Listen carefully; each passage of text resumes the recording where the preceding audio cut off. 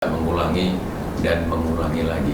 Ini sangat penting bahwa orang tua ada kalanya lebih banyak porsinya, wah seperti ini harus dihukum nih, dan porsi antara dihukum menjadi mungkin 3 kali 4 kali, ujiannya hanya 1.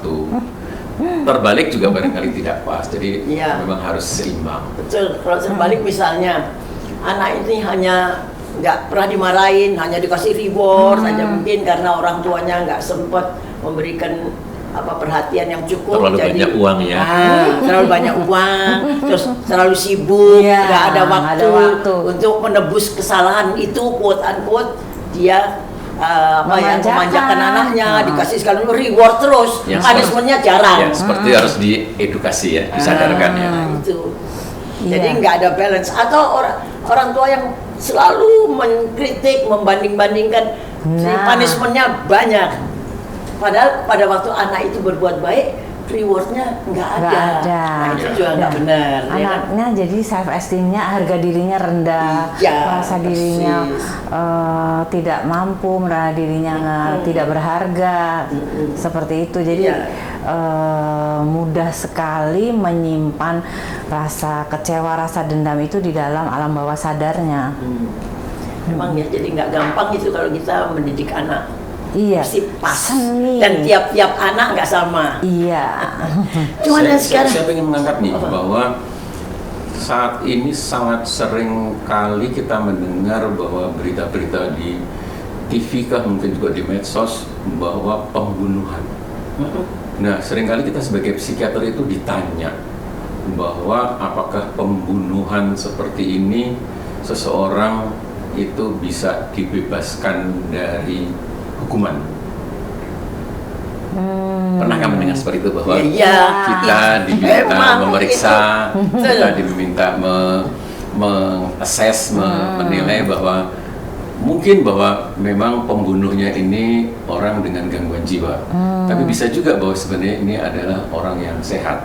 Nah, kalau orang dengan gangguan jiwa ini apakah bisa bebas dari hukuman? Nah, itu Dr. Danardi ahlinya. Oh, malah saya yang jawab sekarang. Loh, ini juga ahli kok, Dr. Danardi ya. Iya, maksud saya untuk itu hal seperti itu Dr. Danardi yang sering. Iya kan. Ya, jadi kita harus melihat begini, bahwa kalau kita melihat buku kita, buku pedoman penggolongan gangguan jiwa saat ini edisi 3, atau juga itu mengacu pada buku ICD-10, ICD-10, bahwa diagnosis gangguan jiwa itu dari kode F01 sampai F99. Artinya bahwa gangguan jiwa ini kan ada 100 item. Lebih. Bahkan satu item itu ada sub diagnosisnya. Jadi kalau kita hitung-hitung, saya pernah coba menghitung, itu ada 280 diagnosis. Ya Allah. Nah, kalau melihat seperti itu kan bahwa diagnosis di gangguan jiwa itu bukan satu, tapi sangat beragam. Dan kalau kita mencoba untuk menarik spektrumnya saja, ada yang sifatnya sangat ringan, ada yang sedang, ada cukup, ada yang berat. Barangkali ini bahwa yang dimaksudkan bahwa kalau memang seseorang dengan gangguan jiwa berat ini sangat dimungkinkan bahwa nantinya tidak mampu bertanggung jawab. Nah, kalau kaitan tidak mampu bertanggung jawab ini kan kaitannya dengan pola pikirnya. Bagaimana pola pikirnya, bagaimana kapasitas mentalnya, apakah pola pikirnya itu masih logis, pola pikirnya itu masih rasional. Tentu ini yang harus kita periksa. Ini yang menjadi bagian dari tugas psikiater atau juga tim dari kesehatan jiwa. Bisa juga bahwa apakah itu dilengkapi dengan psikolog, juga nakes yang lain. Artinya bahwa dalam satu tim untuk melakukan visum et repertum psikiatri ini bukanlah hanya psikiater saja, tapi dikerjakan oleh tim.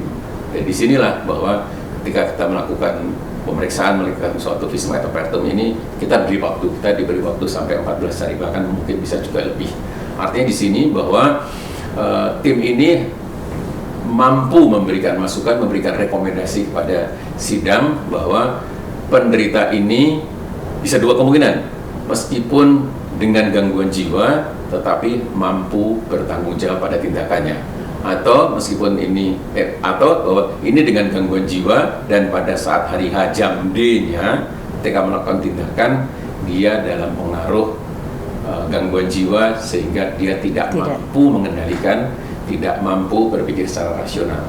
Kira-kira itu yang yang menjadi tugas dari seorang psikiater untuk melakukan assessment bahwa meskipun penderita gangguan jiwa bisa tetap berdua hasilnya, bisa dihukum, bisa bebas juga hukuman. tidak. Dan juga harus diberitahu juga bahwa gangguan jiwa itu bukan hanya tadi yang Dokter Danar bilang berat aja loh. Gangguan jiwa kan spektrumnya luas dari ringan sampai berat, dan kadang-kadang orang suka salah yang disangka gangguan jiwa itu hanya yang berat aja. Psikotik gitu ya. Padahal kan dari yang ringan ada. Dan juga begini barangkali bahwa dengan kemajuan obat-obatan terutama atau kemajuan juga modalitas terapi di psikiatri ini juga sudah sangat banyak. Bahwa meskipun kita tahu bahwa beberapa tahun yang lalu pasien ini menderita gangguan berat, schizophrenia kah, bipolar kah, tapi kalau kemudian mendapatkan terapi yang tepat, terapi yang adekuat, kan bisa menjadi remisi, bisa menjadi recovery. Artinya bahwa kita tidak bisa hanya mengatakan bahwa oh ini 5 tahun yang lalu dengan gangguan jiwa berat, tapi kita harus memeriksa pada hari H, jam D-nya. Ketika melakukan tindakan itu, bagaimana kapasitas mentalnya. Iya, jadi harus here and now. Here and now, ya.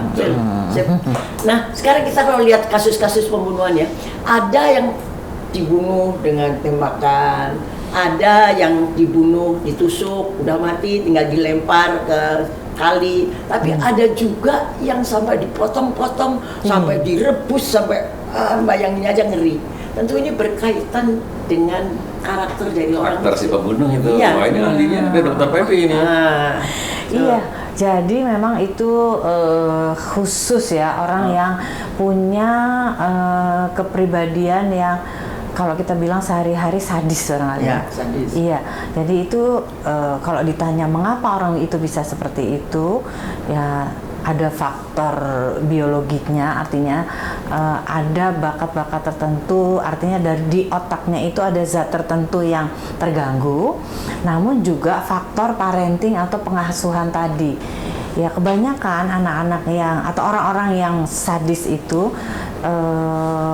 dalam proses pertumbuhan dan perkembangan kepribadiannya juga mendapatkan perilaku yang kasar, yang baik fisik maupun verbal dari orang tuanya, baik ayahnya atau ibunya atau kedua-duanya, seperti itu, sehingga menurut orang tersebut ya itu nggak apa-apa ya seperti itu.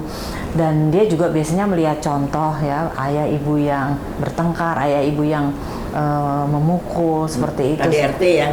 KDRT, sehingga mengekspresikan kemarahan, agresivitas itu bukan merupakan sesuatu yang harus ditahan atau dikendalikan, sehingga melihat orang itu menderita buat dia itu justru ada kepuasan ya. Iya, seperti itu. Jadi makin korbannya itu makin terlihat menjadi kelihatannya walaupun udah meninggal, tapi dipotong-potong kan kelihatannya buat dia lebih memuaskan. Iya, seperti itu. Bisa dua unsur ya, bahwa itu tindakan sadismenya yang disalurkan, atau mungkin siapa tahu bahwa itu karena pernah melihat kasus atau riwayat kasus bahwa supaya menghilangkan sidik jarinya itu akalnya yang. Ya, tapi kenapa nggak tangannya aja? Kenapa kepalanya harus dipotong? Ya itu tadi kan ada campuran bahwa tindakan sadisme sama tindakan itu, ya, menggunakan pola pikirnya agar supaya. Itu. Ya. Tapi yang namanya kejahatan itu biasanya meninggalkan sisa ya, meninggalkan jejak biasanya. Iya. Masih tetap bisa akan ketahuan ya. Itu ya. Nah, sekarang kalau apakah ada ya tindakan-tindakan prevensi yang bisa kita lakukan ya untuk bisa mengatasi dorongan untuk membunuh itu? Iya. Wah, kalau itu panjang ceritanya Dokter In. Jadi kita dari hulu sampai hilir sebetulnya ya. Tapi yang penting bagaimana para remaja, anak-anak remaja sampai orang yang sebelum menikah itu diedukasi bagaimana cara parenting yang baik, sehingga nanti menjadi orang tua yang mendidik anaknya secara appropriate atau good enough, tidak terlalu good tapi tidak terlalu juga bad. Sehingga sedang-sedang, tahu kapan harus menghukum, kapan harus memberi perhatian, sehingga anaknya menjadi orang yang baik hati, bisa berempati, bisa mengendalikan diri, memperhatikan perasaan orang lain. Jadi edukasinya harus panjang ya. Belum lagi medsos. Nah itu juga yang sekarang kan? Itu sangat berpengaruh ya, apalagi sama anak-anak dan remaja. Kalau nggak diawasi kan? Iya. Dia bisa mendapatkan ide-ide yang aneh-aneh. Ya, saya sering kali mendapat laporan dari orang tua ya, bahwa mengatakan bahwa dok, anak saya ini suka menyakiti binatang, suka membunuh cicak, sudah menyakiti kucingnya, bahkan bisa sampai memukul, sampai berdarah. Itu kita harus mendeteksi bagaimana seperti itu. Nah, itu adalah bagian dari ciri-ciri suatu kepribadian tertentu atau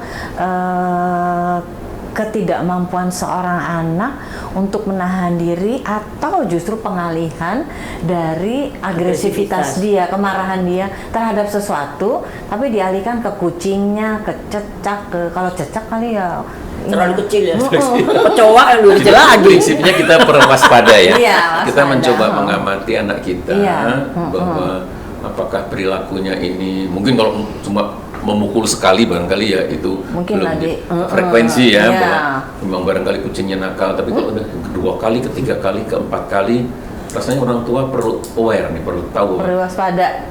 Ini jangan-jangan anak saya ada ciri kepribadian sadisme ya, bahwa mampu menyakiti, dan sangat mungkin bahwa awalnya barangkali ketika kecil menyakiti binatang, nantinya setelah besar menyakiti sesamanya ya. Iya, takutnya gitu ya. Kemungkinan bisa seperti mungkin itu. Mungkin penyaluran agresivitas dengan dia masuk ke sasana tinju apa bisa menyalurkan nggak? Iya. Ya. Muay Thai. Muay Thai, betul. Ya karena dia boleh memukul tapi dengan gimana ya, agresivitasnya tersalur dengan baik. Nah itu jadi anak-anak atau orang-orang yang sadis itu biasanya dia mendapatkan kenikmatan dengan menyiksa. Iya. Pasti ada jodohnya orang senang disiksa. Ada, masochis. Iya kan? Iya. Jadi kalau biasanya suaminya sadis, istrinya masokis. Iya, itu bisa langgeng kalau begitu. Kalau ya. kalau jodohnya sadis perang. Kalau istrinya sakit tidak ketemu sakit ya. Kalau istrinya tidak masochis, pasti mereka kan tidak cocok ya. Jadi kalau yang masokis itu dia menikmati disiksa. Iya. Yang satu dia menikmati menyiksa. Ini perlu jadi perhatian ini seandainya ada kasus KDRT, tapi ketika ditanya sudah lama menikahnya, baru 22 tahun misalnya. Artinya ini perlu kewaspadaan bahwa ini antara sadu ketemu masochis ya.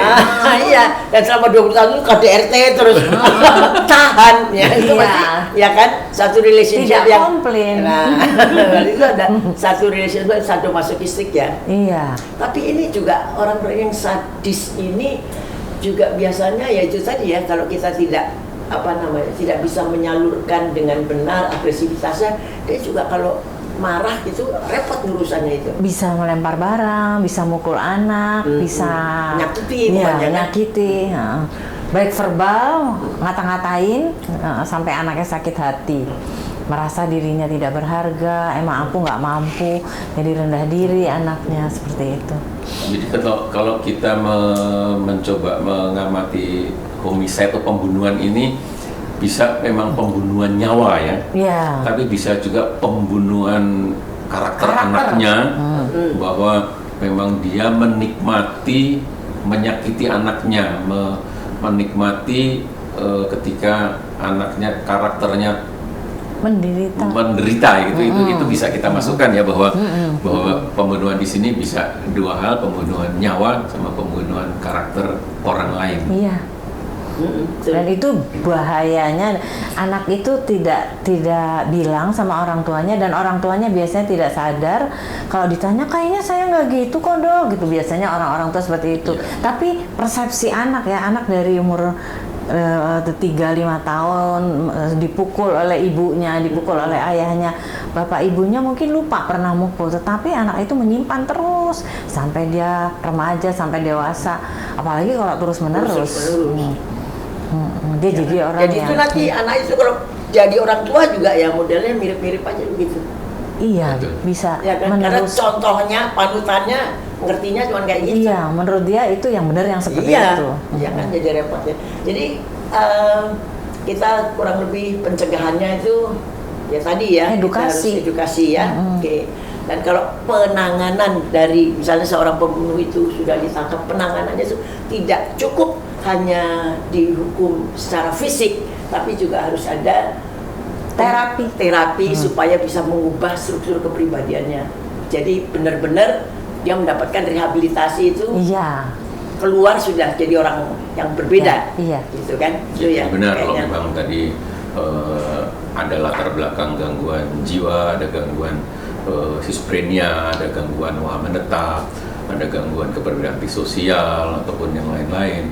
Tentu ini harus mendapatkan penanganan yang tepat agar supaya tidak berulang dan juga orang tersebut bisa menyadari bahwa ada ciri-ciri, ada gejala-gejala yang mungkin suatu saat itu akan muncul kembali. Dia segera menyadari bahwa ini jangan berlama-lama dan dia bisa segera meminta pertolongan ketika gejala itu masih kecil.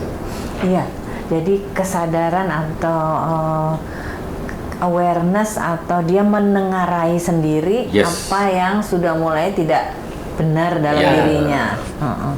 Supaya tidak berulang. Iya, supaya tidak berulang. Cuman dan merugikan. Ya, apa namanya?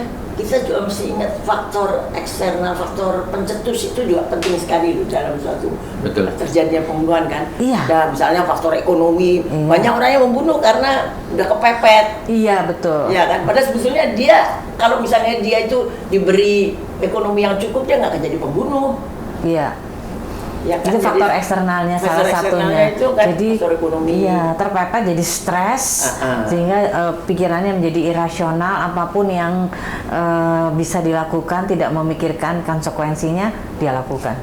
Ya berharapnya juga dalam suatu terapi sekaligus bahwa kalau tadi si X pelaku ini mengenali gejalanya, kalau memang ada latar belakang gangguan kejiwaan, juga bisa mengenali stresornya, bisa mengenali trigger-triggernya di masa lalu yang bisa menjadikan dia menjadi sadis, menjadi menyakiti, menjadi membunuh. Itu dia kenali, dan berharapnya ketika dia saat ini terbentur lagi, ditimpa lagi dengan stimulus yang sama, dengan trigger yang sama, dia juga jangan lama-lama menundanya, segeralah berkonsultasi. Iya, segera minta pertolongan segera minta pertolongan. Atau setidaknya sharing dengan orang-orang terdekat dulu keluarga terdekat ya, suami atau istri atau orang tua. Cari solusi. Berbicara dulu nomor satu. Betul. Membuka diri membuka diri bahwa saya ada permasalahan seperti ini dan dulu pernah terjadi. Saya tidak ingin lagi bahwa hal itu terjadi kembali pada diri saya. Itu selama penting. Kalau faktor pencetusnya juga dendam, ya kan? Supaya dia bisa keluarkan unek-uneknya segala macam tuh nggak sampai meledak menjadi itu kan. Itu seringkali kenapa membunuh karena saya dendam diperlakukan seperti ini. Seringkali rasanya dendam, ya kan? Ada yang alasan dendam, ada yang faktor ekonomi, dan ada juga yang memang stres sadis-sadis. Saya tertarik ada pasien tuh membuat seperti tulisan tuh, postingan itu bahwa luka batinnya atau kejadian stresor di masa lalu itu digambarkan sebagai ulat. Kemudian ulat itu akan menjadi kepompong, dia bermeditasi, dia coba mengubah diri dan jadilah kupu-kupu yang indah yang terbebas dari luka lama. Dan luka lama itu malah dijadikan sebagai ujian bahwa dia bisa melewati ujian itu. Bagus banget ya. Bagus sekali ya. Artinya manusia itu harus bermetamorfosis. Manusia itu harus melakukan perubahan. Setiap saat dia harus beradaptasi. Bagus sekali itu. Penganalisanya bagus. Iya, bagus. Kalau enggak jadi ulat terus kan nggak mungkin. Atau di kempopong aja nggak jelas. Iya kan? Itu ilustrasi alam yang bagus sekali. Bagus banget. Closing. Ya, jadi kita tadi sudah membicarakan mengenai homicide, bagaimana seseorang bisa membunuh, faktor-faktor apa yang berpengaruh ya, dan faktor itu ada internal, eksternal, dan bagaimana cara kita untuk mendeteksi dan kemudian mampu untuk mengendalikan sehingga dorongan untuk membunuh itu bisa dikendalikan. Dan itu juga ada warning di sini, seseorang itu bisa mempunyai karakter yang mudah untuk melakukan pembunuhan apabila remnya itu tidak pakem atau remnya terlalu pakem. Jadi di sini juga penting ditekankan cara mengasuh anak-anak supaya yang terjadi adalah tidak terlalu pakem atau tidak terlalu longgar. Ya, jadi ini menjadi suatu tugas dari orang tua dan juga tugas dari psikiater untuk misalnya melihat sesuatu yang tidak benar, itu kita bisa mengutarakan pendapat, mengutarakan di medsos sehingga kemudian ada awareness bahwa hal-hal seperti ini nih penting untuk diperhatikan untuk mengurangi, yaitu tadi bahwa orang itu seringkali mengambil jalan mudah untuk mengatasi masalah, antara lain dengan membunuh tadi yang sebetulnya adalah suatu pekerjaan yang sangat-sangat tidak benar karena menghilangkan nyawa itu konsekuensinya luar biasa. Dokter In, saya ingin menambahkan ini bahwa kalau ini ada kaitannya dengan latar belakang gangguan jiwanya. Oh ya. Ini harus segera dipahami bahwa namanya gangguan itu ada kemungkinan untuk kambuh, ada kemungkinan untuk relapse. Karena di dunia kedokteran ini barangkali 80% sampai 90% namanya penyakit itu relapse. Artinya bahwa segera kenali bahwa apakah itu gangguan schizophrenia, gangguan bipolar, gangguan anti sosial itu bahwa segera dikenali agar supaya tidak terjadi lanjutan kemudian melakukan tindakan pembunuhan yang berulang. Iya, betul. Iya. Nah, tadi juga pada orang tersebut atau pada anak yang sadis kepada orang lain atau tega melakukan pembunuhan itu adalah dasarnya adalah karakternya, ya, karakter yang terbentuk menjadi orang yang tega, orang yang tidak memikirkan orang lain dalam arti perasaan orang lain, nasib orang lain, sehingga dia mudah sekali melakukan mencapai tujuannya. Misalnya tadi ya, dia berdendam sama orang lalu dia ingin menghilangkan nyawa orang tersebut, pokoknya supaya orang ini nggak ada mengganggu saya. Nah, karakter yang seperti ini yang harus dideteksi dan dicegah bagaimana caranya supaya tidak merugikan orang lain. Pencegahannya tadi itu Dokter In dari dari hulu sampai hilir ya.